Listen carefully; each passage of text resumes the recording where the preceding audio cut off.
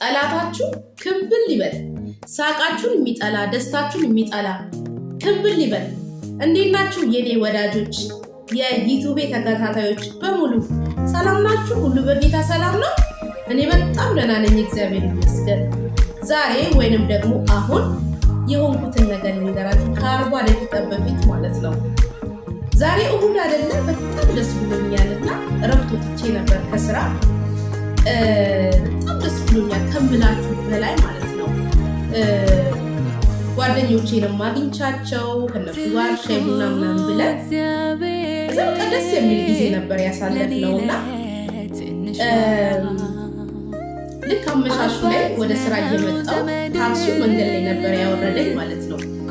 እዛ የስራዬ ቦታ ትንሽ የ3 ደቂቃ መንገድ ነው፣ ብዙ አይደለም። ከዛ በሰላም እኮ ነው የመጣው። በቃ ከኔ ሌላ ማንም የለም። ቸርች ላይ ደግሞ የተመለከው ዝማሬ ነበርና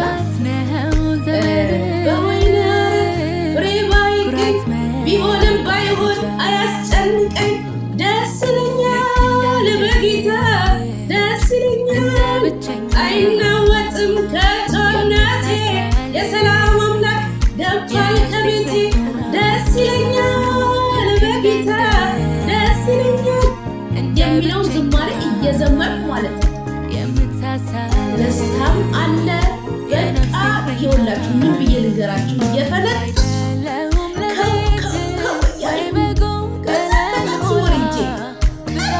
በሰላም እየመጣሁ የሚያዩ ምነው ደስተኛ ነሽ? አዎ ጌታዬ በቤቴ በሕይወቴ ስላለ ደስተኛ ነኝ።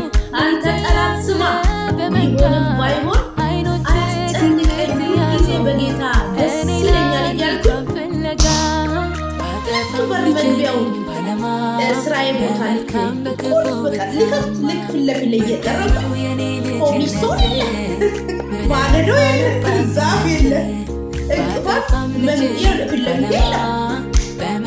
ጠላታችሁ ክምብል ነው። እንዶ እውነት ደስታን የሚጠላ ሳቅን የሚጠላ ጠላት ነው። ጠላታችን ደግሞ ዲያብሎስ ነው እና ክምብል ይበል።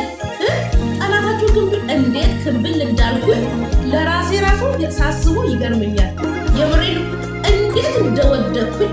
ከዛ ይኸውልህ አንተ ክፉ አልኩ፣ እኔ በወርቅም እነሳለሁ፣ አትስቅብኝም፣ እየሳኩኝ እነሳለሁ ብዬ በሳቅ ማለት ነው ብድግ ብዬ እያነከስኩ ወደ ቤት ይገቡና ጠላታችሁ ላይ ሳቁበት። ስትደሰቱ ስትስቁ የማይወደው ጠላት ነውና ሳቁበት እና ተባረኩ። ልነግራችሁ ብዬ ነው።